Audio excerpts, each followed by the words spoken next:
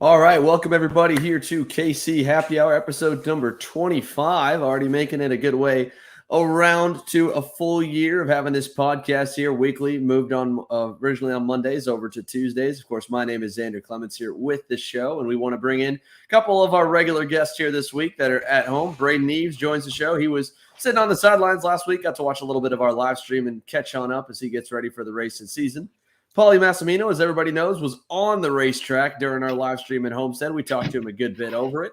And, of course, we got a couple special guests returning that some of you may recognize from previous shows. Austin Osborne, 2019 K100 Senior, SKUSA Pro Tour National Champion, and Chris Wehrheim, multi-time karting champion and karting coach here, and Mr. Offset Sport joins us. Boys, thanks for always coming and talking some shop with us. A lot to talk about and break down on the weekend. Obviously, first of all, for everybody tuning in, we did have our first broadcast of 20-plus here for 2022 over the weekend for the SuperKarts USA Winter Series. A huge thank you to everyone already. We had a ton of comments, ton of support and love from all you guys. We always do, which is super, super cool. So big thanks to all that. I know we've got all the cameras back here this week. In fact, we're doing a little more tuning to make Rock Pompano even better. And, of course, the cool part of the Rock Florida Winter Tour format is we get to go live for 3 days. So we're going to go live on Friday afternoon to make sure we get qualifying in the opening round of heat races. And then we go Friday afternoon, all day Saturday, all day Sunday. Sunday, of course, part of the premium membership because Sunday's going to be main events. But I'm thinking if I can, I'm going to try and get us to broadcast the warm-ups and get us a lot of pre-race interviews and do that for free on YouTube and Facebook. That one will be cross-posted to the Rock Cup page as well. So that'll be really, really cool.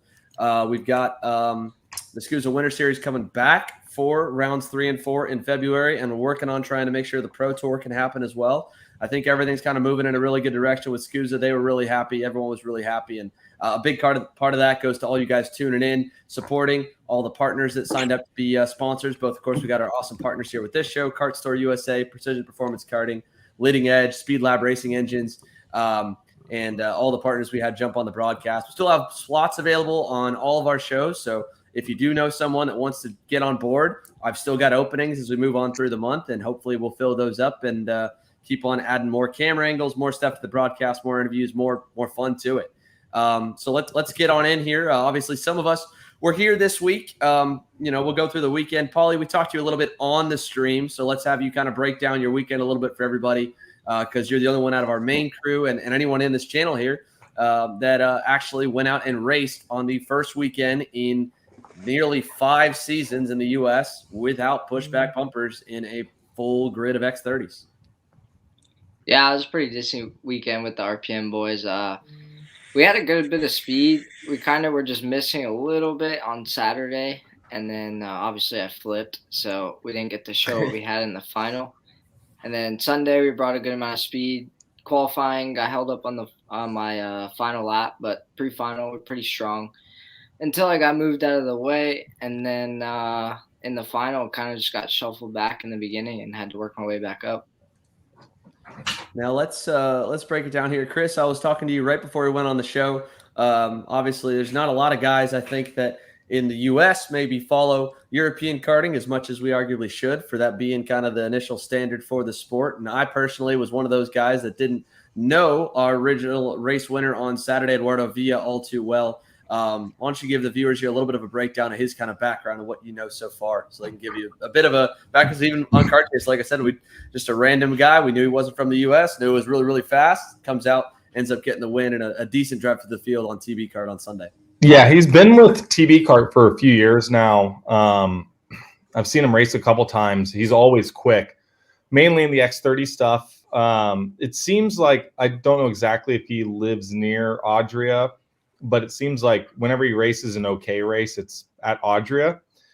But I think he won or finished on the podium, maybe qualified pole last year or the year before, end of 2019 or beginning of 2020, in OK Senior in Audria, and kind of surprised a lot of people. And he kind of been on people's radar a little bit. And then I believe he raced for Tony Kart Factory for a couple races, and I don't think that lasted. Now he's back with TB Kart. But I mean, anytime that kid is at a race, and like I said, I think he mainly races X30. He's a threat, and I think a lot of people are surprised that a TB kart's up front, but it's the same kart that Jake Drew has put up front with the GFC kart. So the kart obviously works, and it's not just fast at temporary circuits, even though I guess AMR is a temporary circuit, but it's not really anymore. So, I mean, the kid's good, the kart's good. So it was a good match, it looks like. Yeah, I was talking with a couple other guys too. And I mean, that mainly about, Homestead for the longest time with the old curb setup, which we went over on the broadcast. For those of you that watched and some of the clips we posted, they had a whole curb overhaul. We've gone over it a number of times on Happy Hour of all the changes they made. With the old style curbs that you were jumping curbs more corners than you weren't. If your cart necessarily wasn't handling too good, you would just jump more curb, And so this year was the first year where you really wasn't. You maybe clip them a little bit, but you weren't just flying curbs to get more runoff or a little more center corner speed. Your cart had to handle pretty good. And so I think the old adage that any go-kart frame could run good at Homestead as long as it would last to the weekend and your driver would last kind of goes away a little bit. And yet we still saw a lot of brand diversity. Louis Westover had pretty decent pace all in all. I mean, I think Sunday he probably would have been close. He got up to fifth, and kind of same deal as Paulie, got punted out of the way. We caught it on the broadcast, actually. Moved from like 6th or 7th back to like 13th in turn 5. So Austin, wanted to bring you in here a little bit. Braden and Paulie and myself have rehashed the pushback bumpers a number of times on this show, but we haven't had your thoughts on it. But I know when you and I were talking, you're like, hey, if you want a guy that could give you some thoughts on pushback bumpers, I'd like to be in the part of that circle. So Austin, you were there working as a tuner this week. You got to see it firsthand in one of the biggest classes. What were your thoughts here? Because everyone in the industry, I feel like, and I got a bunch of texts for promoters across the country that were like, hey, we're glad you're streaming because we're going to watch this weekend. We want to see how the starts go, how the racing goes, what it's going to look like. What were your thoughts on it? And what are your thoughts moving forward now? So I don't know. I've always, like, anybody who's really ever talked to me about like how races play out, the driver etiquette, I guess you could say, the driving standard.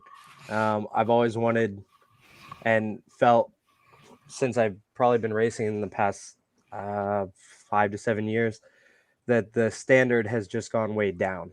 I know that the pushback bumpers were implemented to kind of be, in a way, to stop that, basically. And it did so for, I want to say, the last couple of years, when people finally got to the point where, they were losing very big races because of their pushback bumper penalties.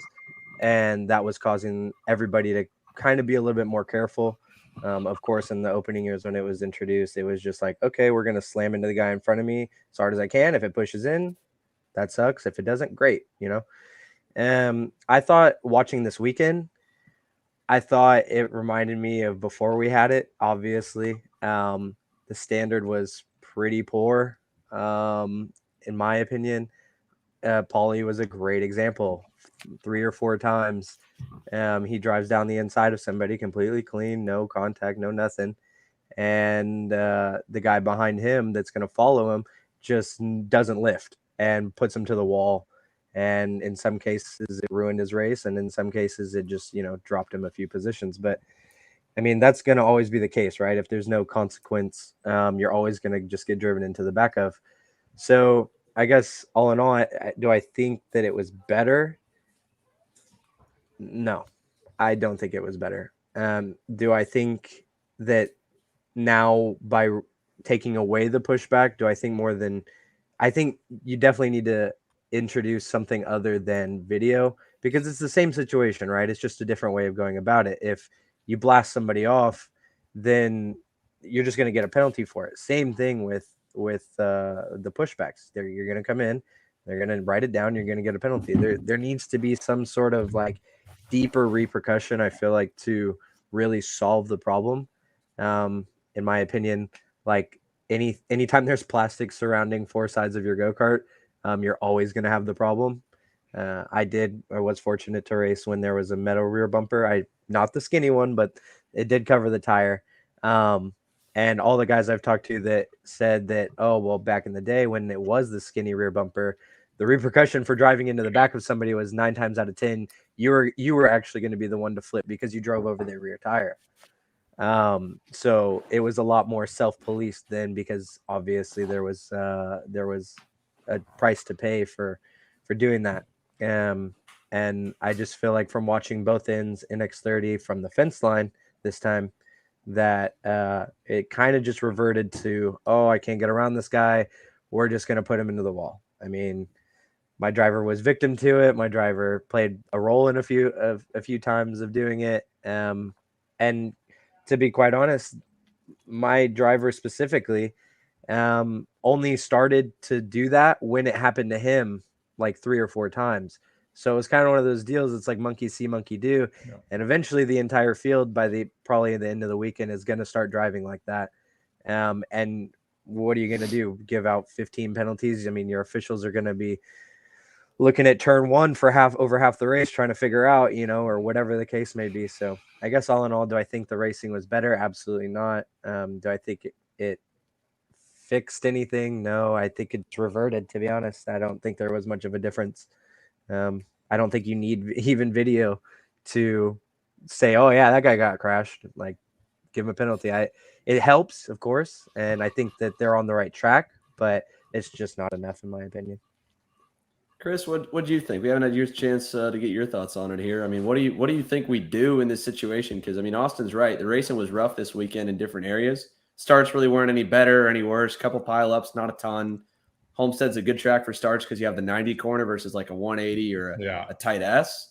But I mean, I remember talking with Lynn Haddock about this like a year and a half ago before I did a podcast with him, and he's like, it's just a speeding ticket. Speeding ticket's $300. I'll still speed. If I go to jail for a speeding ticket, I might not speed anymore. Well, and I think with the camera system and not having a drop down, it's a little bit now of hopefully I don't get caught, right? Mm-hmm. Hopefully I can get away with, there's so much, especially you see in a couple corners, you're in a group, and we saw this a couple times where going into turn 5, or turn 4 even, a bunch of guys are going into the corner and the third or fourth guy back is like, well, these guys are already on top of each other. If I just put my nose in there a little bit and force my way through, I mean, I'm probably not going to get a penalty because these guys are already on top of each other. How are they going to really prove that it's me, or they're watching the leaders who's really paying attention to that? I was involved in a protest this weekend, and we went through the camera system, and my driver was technically at fault, or the driver I was representing, but I don't agree that it should have necessarily been a penalty. It had nothing to do with drop down bumpers, but it kind of goes back to what we're trying to achieve. And I think sometimes we look at the sport of karting and go, it should be its own sport, but in reality, it is a stepping stone to auto racing, and it is the peewee and high school level of racing. It's we're not professionals. These days there's maybe 1 or 2 people in the sport that's driving that you could really call a true professional, but in reality, you're dealing with peewee and high school level kids in racing. And so we need to teach them, as they want to progress into other forms of racing, that there are consequences to your decisions. And it's no different in an USF 2000 or F1600 or anything. You may get some damage because of someone else that's going to put you out of a race. That's no different than if you get a penalty because your pushback got put in on one side from a start that wasn't your fault. But where I feel like organizations, not just here in the United States, but all over the world, and I've been a part of this, I think our officials in our series are gotten kind of lazy and have not looked at a way of how they can officiate better with the drop down. I talked to a team manager over in Europe about this because they've gone a different way, almost too aggressive, with making the new front bumpers and the homologation kind of too stiff.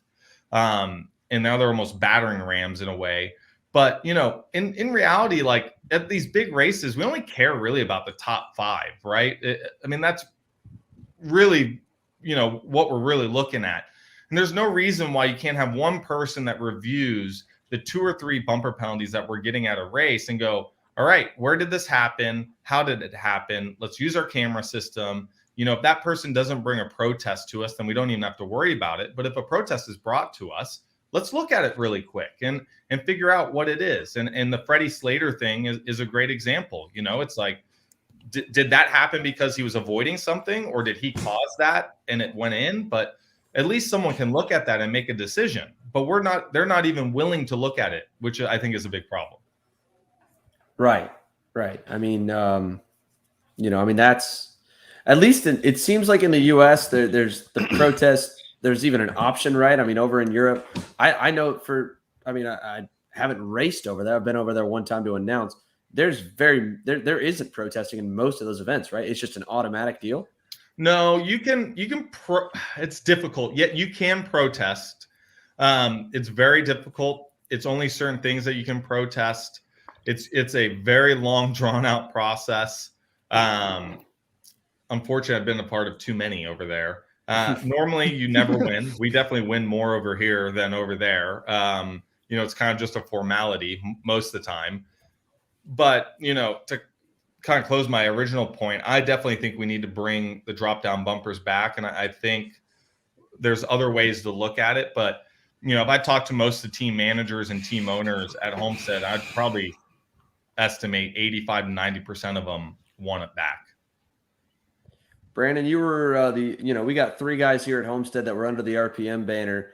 You were obviously under your home team with Mike Doty Racing, the team you normally drive for and have been driving for a number of seasons. Is that about the consensus you guys had under your 10? You were just coaching this weekend, so you got to see 12 different 12 different drivers in a bunch of different classes.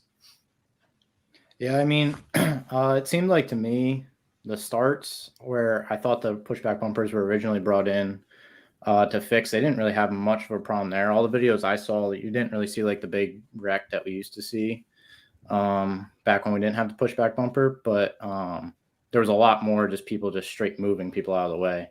Like, you can take, for instance, what happened in the K senior final on Saturday when Jeremy got moved, and then he went into the next corner and tried to move just Cole, but moved the rest of the top 5 out of the way too. And it kind of ruined everyone's race, where when we had the pushback bumper before, that wouldn't have happened as much. You would have got a really big penalty for that, which I'm sure he did. But I didn't really see much problem with it in turn 1, but the racing was way more aggressive throughout the field. And I think the only way really to fix it is like what Austin was saying when I first got on here, was the rear bumper, which they're never going to go back to just having the little metal hoop, but that definitely fixed a lot of it back in the day, because I actually grew up racing with just the metal hoop. And when you tried to move people, like people move people nowadays, you just were either going right over top of them or flipping through the air. And I think it just all goes back to like kind of a respect thing. Most of the kids, the younger kids nowadays, just don't have the respect that we used to have for each other back in the day. And people just kind of move each other out of the way, and it is what it is. I don't think there's harsh enough punishment nowadays. The thing that I never even understood is, what is the thought process behind when people just go and plow someone out of the way? Like, especially at a track like Homestead, like karting, it's not difficult to pass somebody. Like, if you want to, you can send it from 4 carts back. You're going to get over-undered.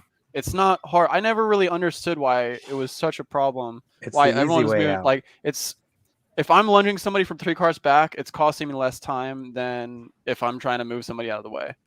But Like 99% of the time. It's because it's the easy way out. Like, there's no repercussion for just slamming into the back of somebody. You know what I mean? Like, there is actually more of a repercussion from dive bombing somebody 4 cars back than there is to just blasting into the back of them and you still making the corner. You know what I mean? Like, there's no like fear of life. There's no like nothing. There's no value of life. Like, that's the thing that I always tell people when they ask me, oh, how do you think, the driving standard is?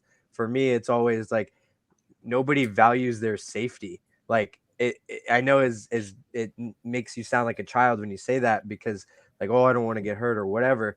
and you race go-karts. But like the fact is that if you pile into the back of somebody full throttle while they're on the brakes, you're still going to make the corner. The repercussions are very little for you. Even if you get a penalty, honestly, like, I mean, if you hit him hard enough, he won't even be within, range of you to put you behind him. So it's just like, I feel like that is the biggest possible thing, is that there is not like Brandon said, like you grew up with the small rear hoop, which I agree will never go back. But if you crash somebody then, and really anyway, like you were going to end up on your head. So if somebody screwed you and you got behind them, the last thing you wanted to do was just pile into the back of them because it was going to hurt, right? Like the end result was you were going to be physically injured from a flip or, driving over the top or something terrible, right? Let's go like, back that's into just that. not then. the thing anymore. Well, I also want to talk a little bit about like what Chris said. With there's always room for the officials to say, look, how can we better officiate this? And you can say that about pushback bumpers. You could have said that before pushback bumpers were even a thing, obviously, because if there was good officiating and everyone knew that if they got a penalty that they were going to get, or if they moved somebody out of the way, that they were going to get hurt worse than they would benefit from moving 3-4 people out of the way, then nobody would do it. And I just always feel like there's room on both sides of that. Like, for sure, like my biggest thing has always been with the pushback bumpers, it's black and white. And I've had races where I've won SKUSA Pro Tour where I did absolutely nothing wrong and I got taken away because 2 people got in an altercation in front of me and like I was slamming on the brakes and lost it because of that. Like for me, that's enough to ruin it because there was never any way that I could appeal that. I mean, I didn't have a GoPro on in that one circumstance, but like even if I had, it wouldn't have mattered. So like for me, that's what I care about. I care about like top 3, and Chris was already just talking about that. I mean, that's what people talk about.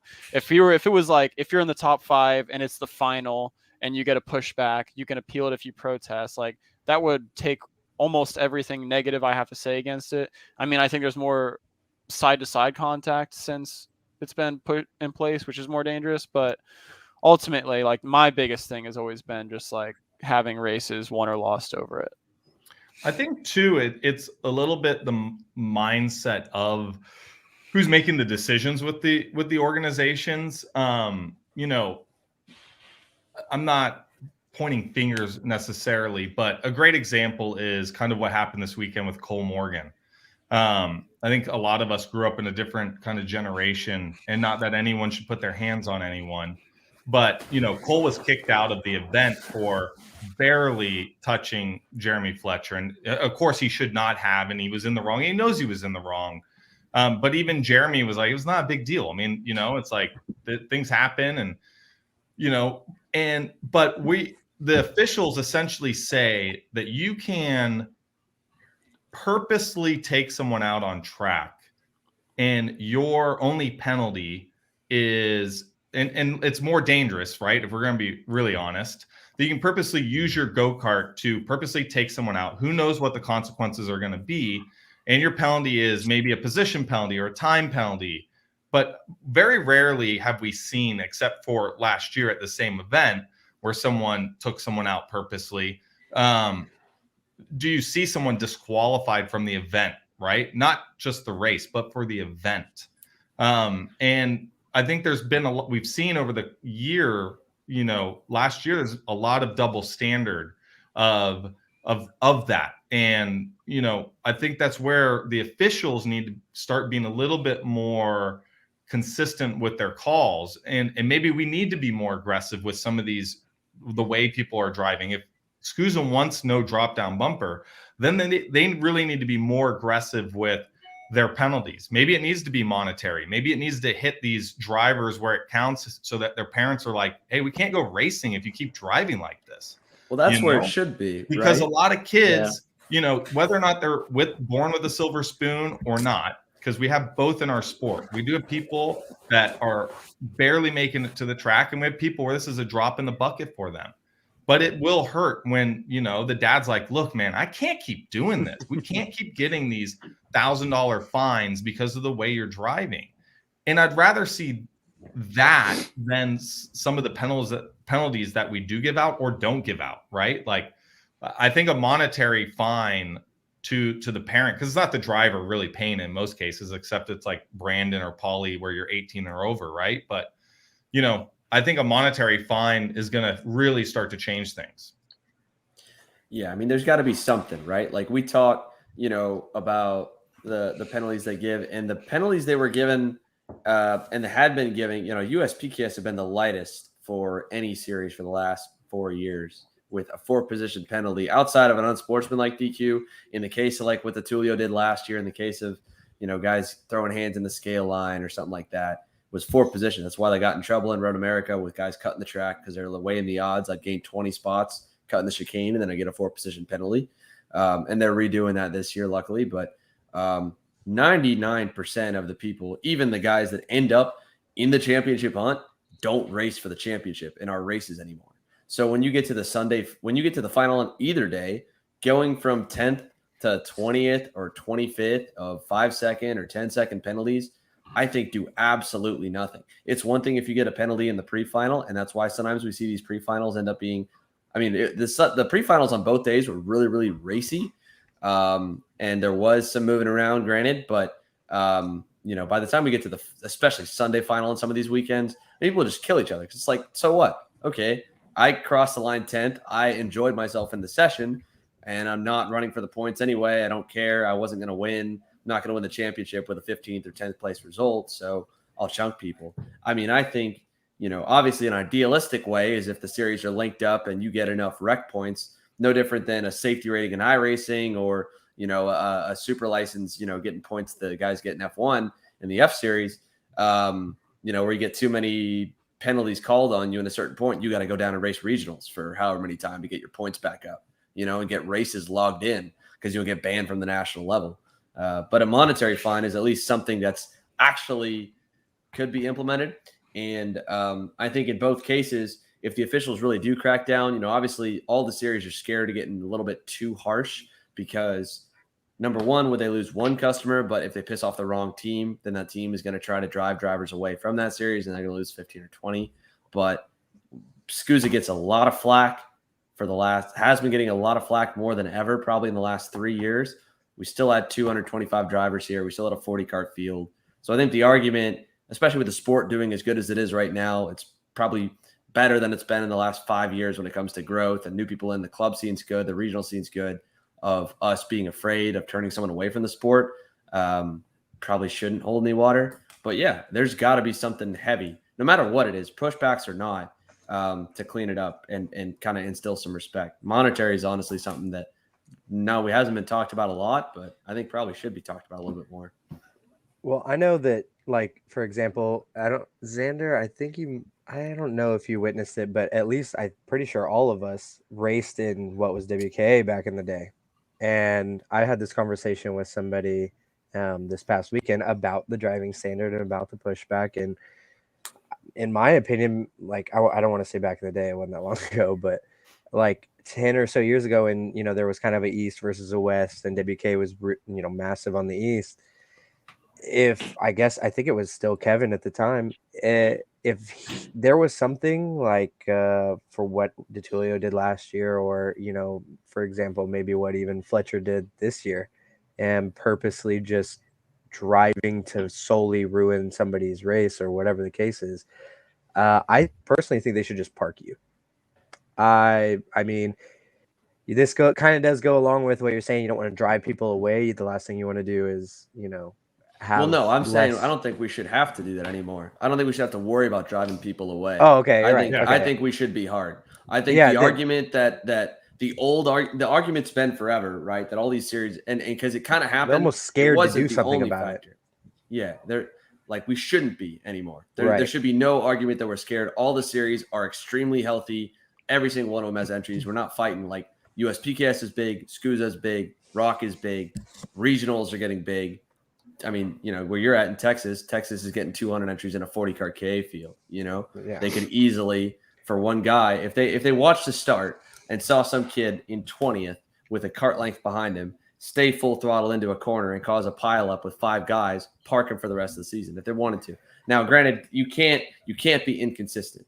You have to do that on as much as you can. You got to be in a good spot. That's where the video system can help these series out, because if you single one guy out and you kick him out, in this case, Cole Morgan was the guy that got singled out for throwing hands in the scale line. People have thrown hands in the scale line at other races. It hasn't been I caught. still People think have that should be yelled just scale allowed line. regardless. But It that's should just be. me. That'd be the ideal way to go. No, It'll but solve he a didn't lot even, more I think problems. the But he only didn't even throw hands. the No, only- you're He right. didn't even throw hands. Like, that's not. No. I mean, I think the come on, let's only be honest. reason That's not they- even throwing hands. What Connor did at Supernats was Vegas. worse, and it's not even that bad. He hit him. I think the only reason they threw him out was because of Utah last year too, because I think he was 100%. technically on Well, probation. they didn't follow their own Uh, rule in Utah, but they did in Winter Series. Yeah, well, I think he was technically on probation, so that's why this time it was way more harsh. But that's the thing. Is like, what's your natural? Like, I'm friends with Cole. I'm friends with Thomas Netvu. Like, what's your natural reaction? And this is where we gotta look at this a little bit more. Like, what's your natural reaction, heat of moment, when someone flips your cart over in Utah and tries to destroy your equipment?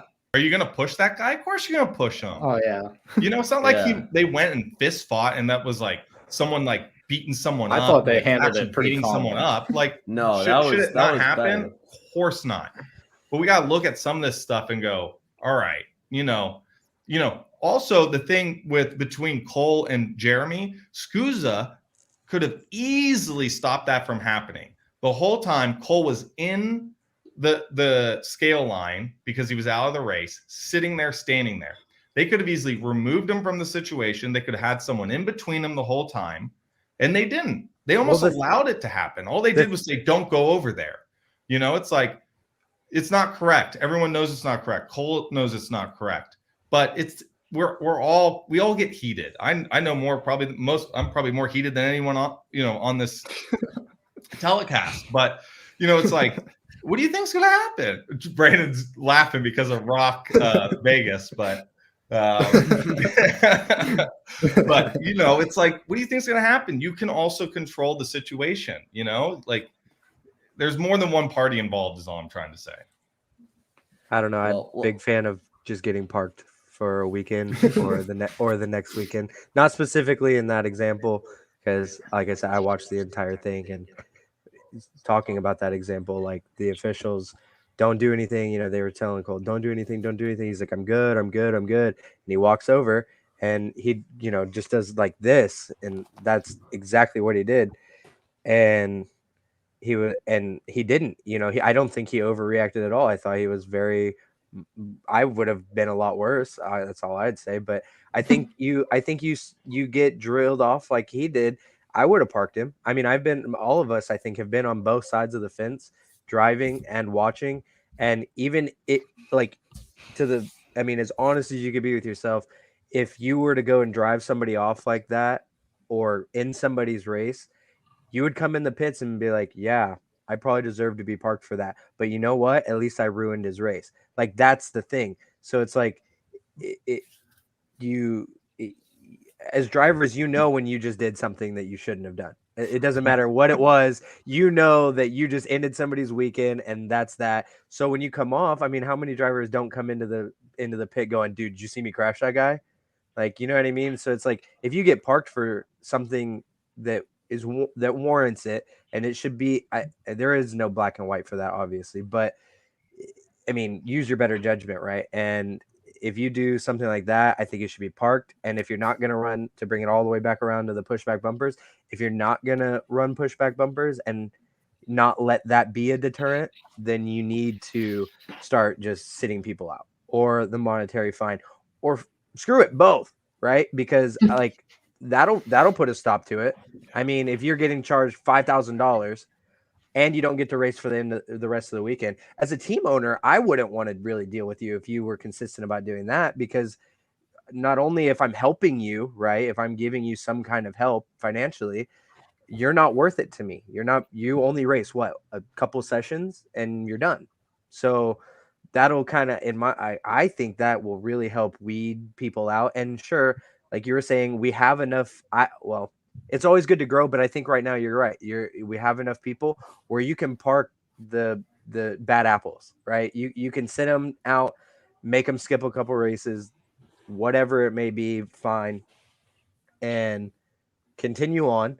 And you know what? If you see that the racing was better, if it's a top 5 continuous guy, right, that's always up there and crashing people, and you look at the next 5 races and you see, oh, well, we didn't have any penalties in the top 5 for once. That's crazy. What, look at the correlation there. And I think, if you just start, sending people home, for example, what Fletcher did to Morgan, that it would stop a lot of issues. Well, it's going to be the same with anything, right? Like to close that off here before we send it off to a quick commercial break, that there's going to be probably some guys that are going to be like your guy, how you described this weekend. And, like any of us that would be in that situation. And I mean, Brandon and Paulie and Braden are actively racing still. Austin, you were actively racing all the way through last season. You get in those situations. If everybody's doing it, you end up doing it. Someone's going to get bounced. It's going to be a lottery ticket of who's the first one that's, if the series really does wants to do this, who's going to be the first part of that, the guys that go in that first 1%, 10% group that start getting bounced for races. Because I got more drinks coming in, I guess, for. I don't even know what this is. What do we have? Oh, God. Strong. You got Levy's house? Yeah, I am at Levy's house. Levy's house. I was like, I think I know who that is. yeah, Aiden Levy's father. Back onto it. There's going to be some guys that get bounced out for that. Might be someone that gets bounced out for drunk driving, but there's definitely going to be someone that gets bounced out for that probably wasn't a dirty driver to begin with, and is going to be frustrated, and they're going to go on Facebook and get mad. I mean, again, like, you said, Cole was the martyr this week. If we're really serious about doing harsher penalties, there's going to be a lot more guys end up being martyred at the beginning. Hopefully there's that payoff that we're talking about, but it's idealistic. The conversation, though, needs to be had because, again, as we talk about, for all the viewers that are watching here, we're still not happy with where our racing is. It's entertaining. We've got good racing. It should be better. It should be a little bit cheaper. We're not tearing up stuff and should have a little more respect. We just got to figure out a right way to get there. That's not the only thing we're going to talk about tonight. When we come back from this commercial break, we've got the track map with a few new faces that are not with us last week, that are here with us this week. Help you break down what we got coming up for the Rock Florida Winter Tour Pompano Beach round. And we need to go over, because there's a lot of different heavy hitters, because the whole shifter grid is filled up. That was not this last weekend. So now we got 2 headline classes and headline races coming your way on Card Chaser later this week. So stick with us, folks. KC Happy Hour rolls on, of course, with our regular cast and crew, Braden Eves, Paulie Massimino, Brandon Jarsicrack, and our guests returning here for the night, Chris Wehrheim and Austin Osborne. Of course, I'm Xander Clements. Again, everyone, stick with us. We'll be right back after this. KC Happy Hour is presented by Precision Performance Karting.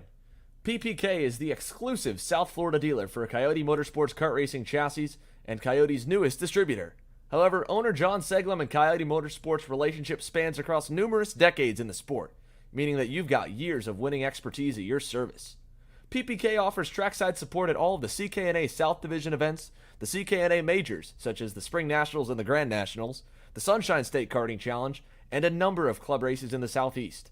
PPK also has an impressive driver roster at these events, racking up multiple wins and podiums in 2021 with longtime Coyote Motorsports driver Chris Carroll and KC Happy Hour's own Paulie Massimino and Brandon Jarsicrack. If you're looking to get on the same race-winning equipment as these drivers, from the Coyote Motorsports chassis to the Odenthal motor mounts and Greyhound racing seats, Precision Performance Karting has you covered. Check out Precision Performance Karting on Facebook and Instagram, or email them at ppkartingfl@gmail.com. There's a new engine program on the block that's already begun winning races. Speed Lab Racing Engines has already racked up wins in X30 classes at the U.S. Pro Kart Series and Rock GP classes at the most recent Rock Vegas event. Headed up by names you can trust, such as longtime engine builder Mario Lafredo and industry veteran Mike Speed, Speed Lab Racing Engines has quickly become the engine of choice for a number of top teams in the sport, most recently servicing the entire Rullison Performance Group and Speed Concepts Racing operations at Rock Vegas, and also servicing the likes of JC Karting and Mike Doty Racing. It won't be long before this engine program gets a wait list, with his resume already filling up with wins, so make sure to reach out and get your tune-up by emailing them at speedlabracingengines@gmail.com. Welcome back, everybody, here to KC Happy Hour, episode 25. Got over 100 of you tuning in live to the show here tonight on YouTube and Facebook, so keep those questions and comments coming. Love the discussion here that we've got in the chat already. Obviously, we just got done talking about a lot from this past race weekend. and a quick recap of over the pushback bumpers. They were taken away from the SuperCarts USA Winter Series. They'll be back in action here for the Rock Florida Winter Tour Pompano Beach weekend, which I'm super stoked about that we've got coming up because, again, first of all, super cool post that the Rock Cup guys put together here for this race weekend. I'll be on the microphone. We'll be announcing our broadcast team coming up here in just a little bit. We're going to go over the track map. We're going to go over a couple things. And I talked about it on one of our preview podcasts, I think either last week previewing the SKUSA Winter Series and this month altogether or the week prior, that not only did we get a weekend without pushback bumpers back-to-back with a pushback bumpers weekend, but both are national level events. Both of those races are probably going to have 30-plus drivers in the senior class. I'm sure that's where it's going to end up here for Rock Senior, at least in the 20s, if not 30-plus. Rock Shifter is going to be pushing 40. That's obviously the headline class for the Rock Cup USA Florida Winter Tour. AJ Myers, headman on the poster, is going to be returning here this week. Before we get into the entry list, let's go ahead and dive into the track map because, like I said, I wanted to give some of our special guests a chance to talk about it and a few more guys here to break down the map order. We didn't get to have Brandon Jarschak on the show and some of our other guys that are normally on here to talk about it. So let's go through. So what they've done here from 2021 is the bottom section they have taken from a number of switchback hairpins that were meant to kind of mimic South Garda karting in Lenato, Italy, to just a single 150-degree hairpin that kind of has a little bend in it, similar to like what you see at maybe Le Mans karting, similar to, I don't know if there's an American track that has a similar final corner. I can't think of one at the moment anyway. But at least, hopefully, a little bit of a faster section because the hairpins didn't really make a lot of passing opportunities. It was more so just white lining. It was very easy to defend into. So while you technically could pass into when we got racing, didn't have a lot of passes going on back there, just maybe a few bump and runs or a lot of blocking. But on the top side of the racetrack, still very, very tight. They had the first few pictures come out today on the Rock Cup socials. We shared them on our Car Chaser socials. So let's go ahead and let's toss it up here to the crowd. Again, Chris, it was great to start off with you last time here. So let's put you up on the screen. Have you break down the track map a little bit, what you think, what you're kind of concerned about, or if you're kind of hyped up for it to see in action this weekend. Yeah, I'm looking forward to it. I mean, they had a great track last year. I'm interested to see kind of the changes. I'm sure the width of the track is pretty similar to last year. So it was a good width, great races. Drivers were able to make it through the field. I know some guys in the pre-finals that started in the back were able to make it through up into the top 5 after starting 20th or so. So a lot of great passing opportunities. Like the section you talked about coming onto the straightaway, there's definitely a really good passing opportunity there. Hopefully they didn't open that corner up too much because the previous version was, a pretty hard brake zone. It was very easy to kind of throw it in there. So that will just be interesting because, as we've seen with all these temporary circuits, they'll put up a track map. And then after you lay the track out, the circumferences of the track of each corner, or radius, I mean, not circumference, the radius of each corner kind of changes in real life. And that can really change the racing. Yeah, let's toss it on over to you, Brandon. Brandon, you were there working last year. You won't be in town this weekend. You saw some of the racing last year. You're seeing the changes. Do you like the changes they've kind of made? And again, like Chris said, obviously it's just virtual right now. We don't know exactly how it's going to race and how they purposely laid it out because I haven't even been there yet. Yeah, last year's track was definitely, it seemed like a really cool driver's track. It seemed like it was a little bit hard to race. But I like that they changed it. I think when we go to parking lot tracks, it should be different every time we go to it because we have the resources to do basically whatever we want in the parking lot. And I like that they changed it so that no one really has an advantage over another person. But yeah, I think it's a great idea, and the track looks pretty fun and really racy. And opening up here to the rest of the room that we've got with it. Austin, you're not going to be in town this week, I don't believe either, right? No, I don't think I'll be there unless I get a call in the next couple hours. Well, let's see. What were your thoughts? I mean, I don't know. I'm a hard person to ask about track layouts solely because anytime there's any corner tighter than a 90-degree, I'm slow out of it. So strictly based on weight. So this would look very challenging to me. I do like challenging, and I do agree with what exactly what Brandon said. I do like that anytime you run on a parking lot, it should be different than all the rest, which it looks like they've done. Wasn't too familiar with like what they've done in the past years. I've never been what you would say a rock guy. So no, it looks good. 7/10 is quite short. But I feel like they probably may do with what they have, and it'll be interesting to watch the broadcast and see how it races.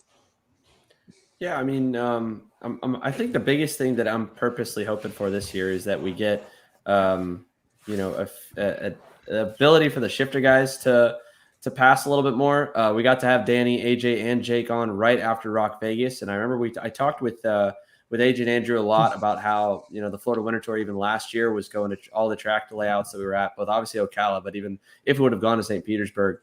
The way that the corners were set up, whether it was double apexes or whether it was a little bit too narrow going in, it was tough for the shifter guys to really find a way to race each other and put on a good show, you know, and they know that, all of them come in. I mean, they're no different than us guys in X30. And obviously what we're doing to promote the sport, if we want people to be able to watch and tune in and enjoy racing, we've got to put on an interesting show. We can't be Formula One with 1 to 2 passes for the lead throughout the race and just strategy, because I don't think we'll win over viewers that way. It's just the way the sport is. Our sport is closer in terms of the package that we can sell for anyone that wants to watch, whether you like karting, whether you're in karting, whether you got a friend in it. If it's closer to a sprint car or a midget race, it's really, really good with a lot of passing going on and more in a pack, where it can spread out and it can be road course, single file racing for a little bit. But at least have some more on track action. And I'm glad that, you know, Chris, you were talking about hopefully they don't open it up too much. And I agree. I want to make sure it's a braking zone. One little thing I do like on the track diagram, and I'm hopefully this isn't just, hopefully there's actually a little bit of thought into it and not just, I'm just kind of speaking down to millimeters on a graphic, but you can see in the bottom corner that it looks like they try to widen the braking zone. And that was the one thing that AJ, Jake, and Danny all said right after Vegas is it's like, when you go to these corners, if it's too tight going in, they're already running a relatively narrow racing line. It's tough for them to get down the inside. But if you open up the corner and there's an option for them to stay by the wall till they jut in, it kind of opens it up a little bit wider for someone to try and get low and get enough inside with it someone can see them. So if you see in the last corner, they open up the entry just a little bit, and hopefully the radius stays tight. But if they keep the entries to widen right when they go into the corner, you know, maybe the passing will be a little better, because for them last year, the only pass that was in the final up front was down in turn number 1, which also another thing that'll be a little bit easier to pass into. And we talked about this last week also, by it having a faster run on the straightaway, because that kink was originally a 180 degree corner. And now we've got an extra 100 feet to run up to it with the run coming out of the corner previously. So hopefully that'll be good. You know, look into the shifter field. It should be about the same guys that we normally see. Obviously, up front, there's the easy picks. Danny Formal's back leading edge. Brent Cruz would be in, but he's too busy setting records over at the Chili Bowl this week, so he's not going to be running. You know, AJ Myers will be there. Jake French will be there. Austin Garrison will not.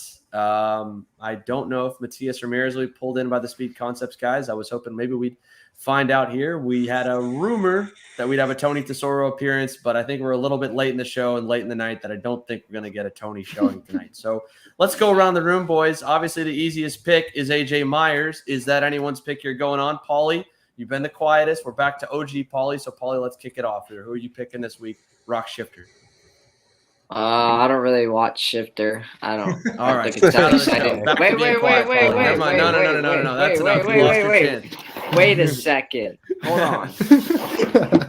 Anyways, as I was saying, I don't really watch shifter racing, but you know, I'll take a big 3 and I'll go with Danny Formal. All right, saying he gets it done.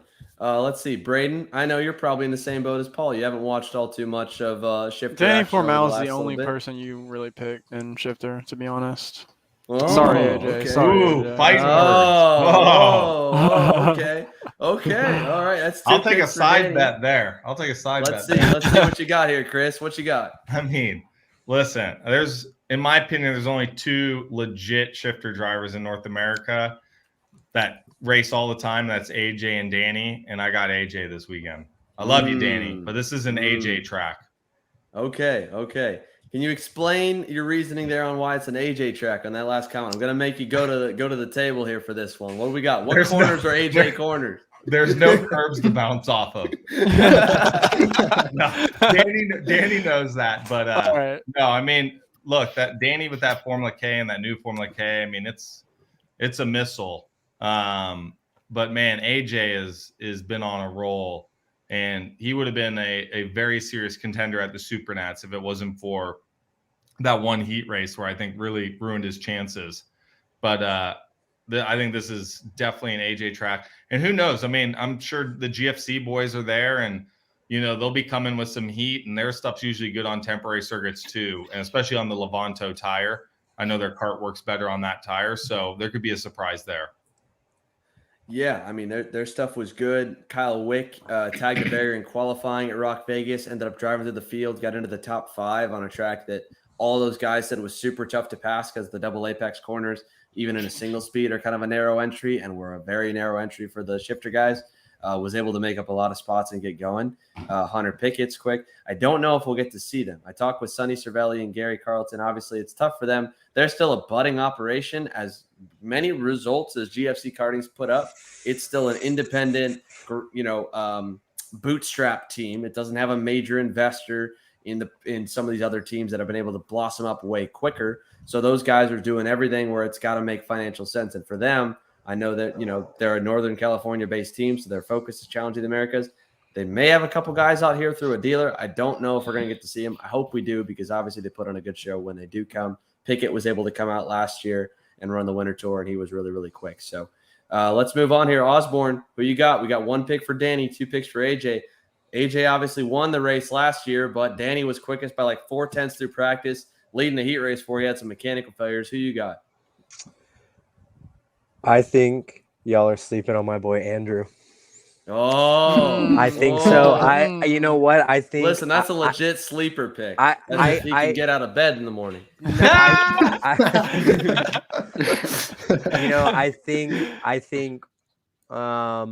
think realistically, I would pick Danny, but like you said, if Andrew can get up out of bed in the morning, he might just sneak through. I know he's been runner up to AJ quite a few times, and they've finished 1-2 quite a few times. So I think all it takes for him is just to wake up one morning and he'll be the best. I think if he just like plays it smart and doesn't put it in the wall, I think he's always a good pick, even as much as everybody clowns on him. I really like watching him drive. He's sporadic at times, but at other times he can really put it together and show why I think he should be considered for a good podium result, if not a P1.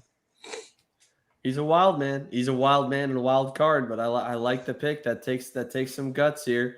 Let's keep on going around. Brandon, you're the last one we haven't talked to yet. Who you got this week? Shifter.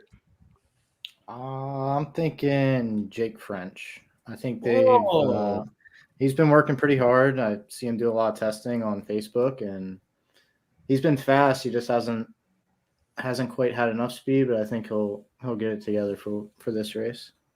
Okay. I mean, hey, he was super close in Rock Vegas. I mean, everyone remembers the winner. Nobody remembers how quick he was. Had that track raced a little bit better, and he could have sent it on Danny midway through with about 10 to go, and he was right on his bumper, or right at the very, very end, maybe. So he and the PSL guys, they've been working hard. I mean, obviously he's the one that has the least amount of time out of the big three between himself, Danny Formel, and AJ Myers. Of working with the program, and he's been playing catch up a little bit. AJ's been with Magic, and that's where he's won the last 2 championships in Florida Winter Tour. But if you go back, it was the same go-kart when he won when it was Mad Croc. And while Danny did go away from the leading edge Formula K for a little bit, when he was on it was when he won big. And what, a water? Oh, I'm not. That's tough. Hour. I cut off already. I didn't even hit the hour mark. We're 55. I have both of the drinks here he's brought me, by the way. I've got one that he brought me at the beginning and one that he brought here. I can't really show you guys. There is like water in the cups. Oh, fuck. Hey, watch the language, Xander. I'm sorry. We just have a half bar now in this place. I could hear him with the shaker bottle already out there. I don't know who he's entertaining. We were like 5 people when we started, and you don't know with Jeff Levy. So, So anyway, good picks. I don't know if I get in trouble for making a pick here this week. I don't know. I don't know who I'd want to go with. I'd want to go with a dark horse. I love the underdog story, so I don't want to give the big three any bit of love. I don't want to give Jake any. I think Jake's arguably a dark horse just because he's been so close, and I know how bad he wants it. So I like Brandon's pick with him. Obviously, I think everybody would love to see an Andrew Bajoso win because there's nobody that's going to party harder at the podiums and after the win than Andrew Bajoso. Man, I don't know.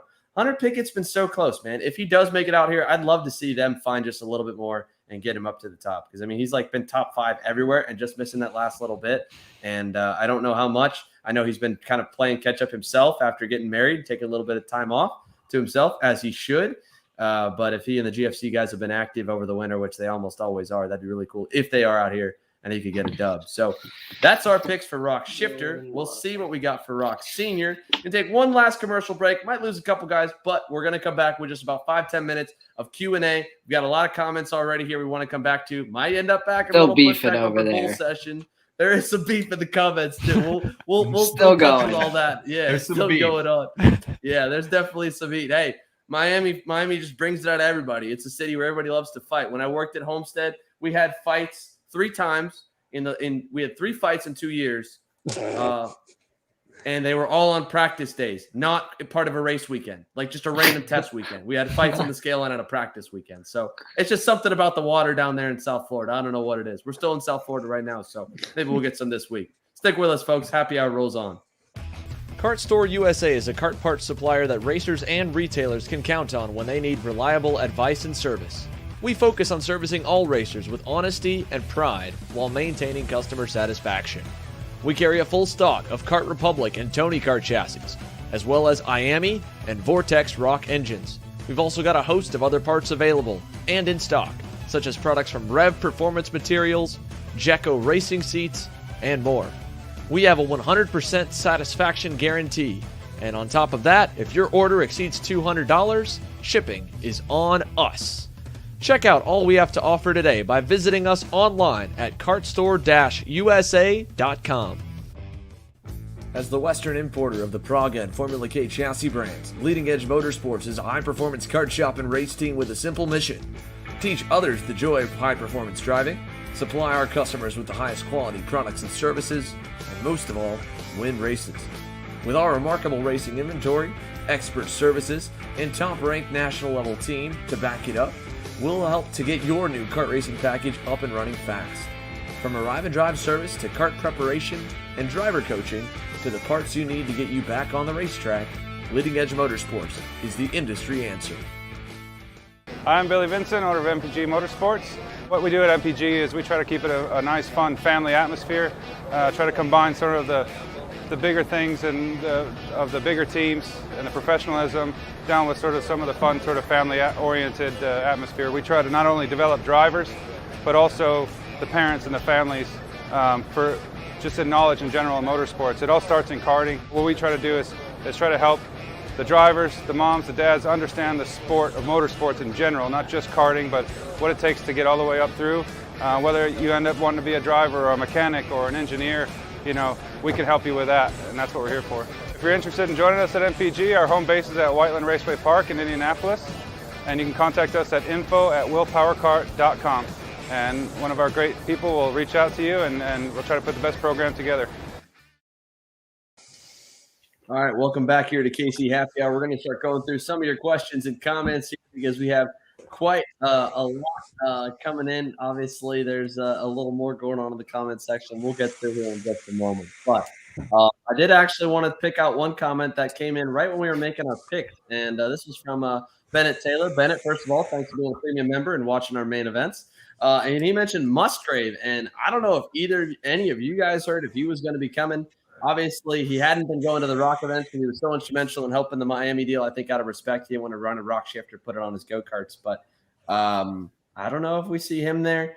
But I think they seem like they were struggling a little bit on the temporary track factory go-kart. So I don't know if we get him as a pick, but that could be another dark horse pick. Maybe they figure it out and get going at Pompano because the pace he had this week, the guys he was running against, he was good, but they were, local guys and lighter guys. And we look back at Supernats where he was not really able to figure out and get himself where he needed to be. So let's see. But if Billy Musgrave shows up and he wins, I mean, we get some more contenders in the shifter division. I think that's what everybody would love to see. So let's go back through some of the other questions that we did have because we had a couple. And I want to make sure that we get some of those. We always get this question. I love throwing this one up here to have a debate. We haven't had this one in a minute. And this is always asking whoever's the fastest out of everybody here. And, I just like throwing it on the screen. I don't want to hear it again because every time it comes up, Brandon just roasts me. So I'm not going to put it up anymore. But I like putting up that we get it in, that at least get put in the conversation, be as fast as all the superstars we bring on the show. Let's go on down here. We had a few more. Hunter Fox talking about the boxing ring. Hunter, we actually featured on our broadcast. I don't know if people know. I don't know if anyone caught this. This is one of the Easter eggs we had on the broadcast for a little minute. But right before, I think it was the Pro and Master Shifter main, we saw a bunch of pickup trucks behind turn number 4 and a few guys with coolers and beers and just camping out, tailgating the race. Hunter was one of the guys in the pickup truck tailgating the race.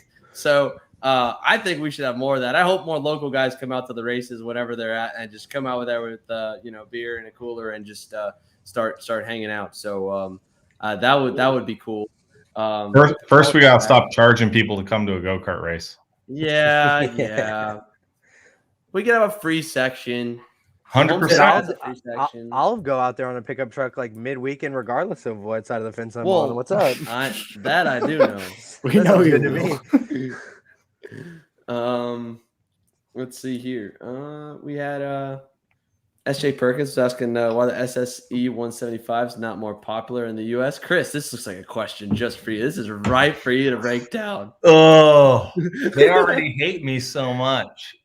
The engine's trash. Moving on. I like IME products, but that engine's trash. Yeah, let's see. Jenna, our pit reporter, was asking where I was. Obviously, right now, I'm in an alcoholic's paradise. Jeff Levy's house. Actually, not Jeff's house. Jeff's parents' house. Let's see. Hey, she asked a good question, too. She asked, where do you see car chaser in 5 years? Ooh, that is. We don't have enough job interview. No, basically. I don't know. I hope we're streaming races. I hope that we are doing a lot more cool stuff for the sport. And I'm working on a video that kind of explains that actually a little bit more of like the whole mission where we want to get to. But I can tell you what I'd love to get to is a race that costs all in all team, mechanic, if you're going to count it, entry, tires, engine, fresh for the race, under $2,000, $3,000, like just 2 days maybe, and has a massive purse, and you make it profitable to go to a go-kart race in a way. But it's a whole other level above the shit that we're doing, the stuff we're doing right now. So for the second time, I've caught myself here this evening. I apologize. However, that is part of the KC 5 year. No, the only one that gets us canceled actually is Paulie right here. Look at that stone cold stare. He's scaring everybody off. Silent assassin. But yeah, I don't know. We had a few more questions continue to come in here. Oh, heavy hitters racing VLR senior. I don't know that one, Rob. Actually, I don't know if we'll see you. We saw obviously a lot of guys run double duty, but I think maybe you might see Jeremy Fletcher running a VLR senior. I don't know if you see anyone else big running it. I know that most of the RPG crew was staying IME side. The Morgan brothers aren't going to Rock. They were up front. I don't think the Ferrises are either. So I think probably the only big name I can think of right now would be Fletcher going around VLR senior, but I'm trying to think other guys that'll be up there. Oh, Blake Nash. I'm not sure if Blake is running Rock. Yeah. Blake, I think Blake's focus is I'm helping some of the drivers with Nash this year, and I think Blake's focus is kind of moving up into X30 senior and GP. So I'm not sure how much 100cc you'll see from Blake this year. Gotcha. Yeah. So maybe not too much here, but yeah, I'd be surprised if Jeremy Fletcher doesn't do it. And Frau Roski was asking if Ryan Norberg's running shifter. Ryan doesn't want to run the temporary stuff. He wants to go and do it at a proper racetrack. From when I was talking with him, so he wants to run at Orlando if he ends up getting behind the wheel of a rock shifter. But I have a feeling he'll get pulled back on a senior card sooner rather than later. Why is that? We'll see. Well, I just I Yeah, why is that, Jay? Yeah, why is Hey, why is that? Why do you say that? I'm just I think he had I don't know. Everyone said it was the engines, right? And guess what? The purple go-karts weren't going as fast this weekend, so he might get called to ask him to go back without him. That's where just the engine tuning, right, Paul? The carburetor, they can't get the right. There it is. They can't get the Ryan's right got carburetor settings. Because you guys know Ryan knows what he's doing with the carburetor. I think he knows.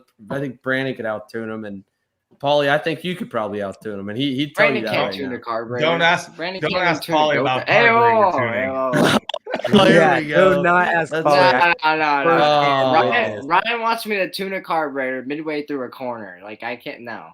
I'm not doing Buddy, that. No, he good, doesn't. bro. No, I he don't know. doesn't. No, he doesn't. We knew at 12 years old how to tune the carburetor. You're 18. Come on, figure it Paulie. out. Come on. 2.5 I still years remember when to start like coming a around. year ago. A year ago at the club races, Brandon, which one's the high needle? Nah, that's a lie. I'd be on that thing sometimes when I need it. I just I just don't know which way to turn it though. Hey, don't worry. Not Here, wrong. Brandon, you got some roast coming your way from one of your buddies know, here. I This one's swallow yeah, here it is. Here it is. After winning anything else, well, come on, Brandon. What do we got? I don't know. Those tater digger races are pretty hard to win. I will say that. Oh, But I don't know. Hopefully, I'll win some 2-cycle races. It's kind of this year. funny that you say that because Brandon called me this morning trying to roast me on saying how he's already won this year, but I'm the only one to win on this podcast so far. I don't know That's if you technically consider true. that. I don't know. Oh, you want to talk Paulie, down the 4-cycle racing on the Paulie, podcast? do you That's want where a we're going 4-cycle tonight? race? I have actually Not this year. Oh yeah, you want a club race. still won. There we go. Oh man. If we have any more questions here, we'll bring it on in. But guys, let's go final thoughts here on the week. I mean, we had let's finish out with one final. If we can get 160 seconds on the clock, fixing US karting penalty wise. Do you want to do fines? Do you want to do black flags, kick them out? Do you want pushbacks? Do you not want pushbacks? 60 seconds. What would you do right now if you got to be czar of the US? And Chris, you think about this, you talk about this because we BS about it all the time. So I'm going to make you lead it off hot on the spot here. 60 seconds. What's your pitch? Everything. Yeah. I mean, All right. I think it really just goes back to the series being less lazy. I can't tell you the amount of times I've heard race directors give me the sorriest excuses of why they can't look at something. And it just really boils down to that. We pay a lot of money to be there. They essentially work for us in a way. And yeah, I mean, you're there. I literally had an official, I won't say what organization, but I literally had an official tell me, well, we would be here till 10 o'clock, 11 o'clock at night. Yeah. Guess what? That's your job. I'm here till 10 o'clock, 11 o'clock at night too sometimes if we have those days. So that's all it is. Less laziness. All right. I like that. Very, very straight and to the point. Austin, 60 seconds. What are you fixing? I park you. That's it. You're done. You do something that warrants it. Have fun sitting outside the premises. I think along with that, if is as much of a joke as it may sound, if something needs to be handled, let people handle it. Dirt track style. I like it. I know that I'm a bigger driver, and not very many people would choose that option in terms of it being with me. But just you got an issue, hash it out. If it's punches, if it's whatever, because you know what it's not going to do. It's not going to carry over into the next race if you get your lights punched out. I mean that like at the strictest level you can say that at, like it I think the carryover factor in incidents is even worse. And my deal with fixing it would be to just park you. No more. You're done. Here's a $5,000 fine as the cherry on top, and hope to not see you back. It's my fix. Fair enough. All right, getting kicked out at the Osborne Nationals. Let's go, Brandon. What do you got? I would definitely have to agree with Chris 100%. We need to have the officials not be as not lazy, but they can do a way better job than what they're doing, especially with all the technology that they use now. It's like there's no question that there shouldn't be any question who's getting a penalty, what they're getting a penalty for, and all that. And I think the penalties need to be a little bit more harsh. I mean, really, like someone said earlier on the podcast, if you're outside the top 5 and you're not really running for the championship, do you really care what kind of penalty you get? You're just more there to settle your whatever beef you have with somebody and just go on with your day. And we just can't have that because it's ruining other people's races. Yep. All right, good. Paulie, last one. What are you doing to fix you? And here, we already got someone that's going to take one of your answers or one of your answers from before, and that was a boxing ring because you and Brandon joked about making one a GoPro. Matt Del Sol, one of our big supporters here, 206 racer in Florida, longtime Carter of all classes, says boxing ring next to tech. I like it. I think we go in there, we set up a camera, and we've got the post-race show ready to go. Adds to the broadcast. I think it's perfect. I'll go and announce on it, and we can have anyone who's not involved in the fight announce on it too. You can bet money on it. Well, in the states that gambling is legal. Paulie, what are you fixing? I'm thinking a little bit more better officiating. Oh, no, I'm not done. Classic answer. man. Just calling just stuff better. that should be called without having to go through protests, and because I'm not a fan of protesting. That last weekend was actually my first protest ever, but And it was on a non-call. Yeah, it was on a non-call. You protested a non-call, Paulie. Are you serious? Won. Yeah, I won it though. I'm okay. All right. I'm done now. I won. I'm out.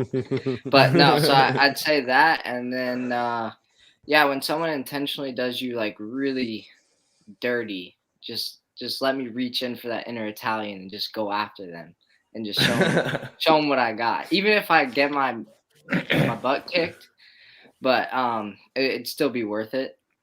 And I can't believe Brian is still going on about this. It's crazy. The only reason why we protested it was because on the fence he was laughing about it. So that's why it got protested for you. So if you just kept your mouth shut and you didn't laugh about it, there wouldn't have been a protest. So next time you support your kid taking out someone, just know I'll be there. Oh my God. I'm gonna put Brian's comments up here. So Paulie's smile is gone. Paulie was getting booted here because it's not fair to leave Paulie in and Brian out on the stream. So I'm booting Paulie out because he's beefing with our stream audience. All right, Paulie, I'll let you back in here. Those are two offset athletes right there. Come on. Well, you were cutting me off. I wasn't done. Oh, you're not done. No, why we protested is because the outside sucked there last week. So I had to get back to the inside, even though it didn't really help anything. But I don't know. I just feel like when your kid blatantly moves someone, there shouldn't be something to laugh about. Just kind of should be like, hey, maybe you shouldn't do that next time. That doesn't Jerry make you Brown's look too issue good. too. So. His kid crashes people and he laughs about it for the next week. Paulie, we got a question that came in.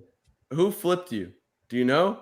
I think I keep saying his name differently every time, but I think it's like West Dunechek or something like that. What? Oh, okay. All right. I need to buy Wes a beer then. That was some good coverage. All We right, missed that's it, but dirty. that was the entertainment we needed. All right. I was trying to go up to him, but the official wouldn't let me. So. Yeah, because they did they learned from the K race and sent the kid back to the pit area before you could get there. Hey, Paul Bocuse is in the stream here, senior driver. He wants to know when Chris Wehrheim's running a rock shifter race. Not ever. Talk about weapons. I raced for a few years and wasn't great at it. So, and I can't even race. I'm too heavy now for senior. So I guess I'm masters only now. Yeah. You and I've me seen both, Chris buddy. get You up and me in there both. and get a little aggressive with the master guys at GoPro. I've seen him almost fist fight. I had to grab his son and get him out of there. Easy. I don't know. I've seen it. Chris was getting firsthand. heated at a club race. I had a 15-year-old that I had no idea who. I mean, I didn't know who he was. He definitely didn't know who I was. And he was just talking. I raced KA senior. He was just talking mad shit to me, like as if like I'd never raced before. So I was just like, "We're just carry on, dude. We're good." Brandon, one of your old bosses is giving you a hard time, man. He says that you're changing your nickname from Money to Loose Change because of the two. Damn. That's a good one. Loose Change jars to crack. Oh my goodness.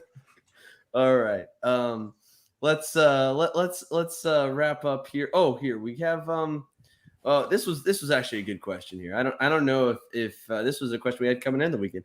Do we feel that the drivers were being any driver, especially in the younger classes, micro, mini, junior, being coached differently because of the no push light bumpers? I mean, that was a fear we had going in, but I think the starts didn't look like they were a lot of full throttling. Do you think there was that going on? Was there that going on that you guys heard or saw? 100%. Oh, Heard yeah. it Okay. multiple Yeah. times. Yeah. All right. And that's maybe, that might even be one of the biggest issues is that I can't tell you the amount of people, not even coaches, like parents, they're just like, well, if he does that, move him out of the way or hit him out of the way. And it's just like, really? I mean, come on.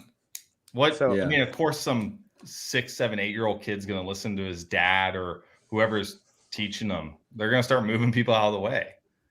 So, I won't say their name specifically, but I was standing at the right past the scales after an X30 senior. I think it was a heat or a final, and a 14-year-old comes across the scales, looks at his mechanic dead in the face, and says, "Yeah, I just got frustrated after that first guy passed me, and made it my goal to crash as many people as I possibly could."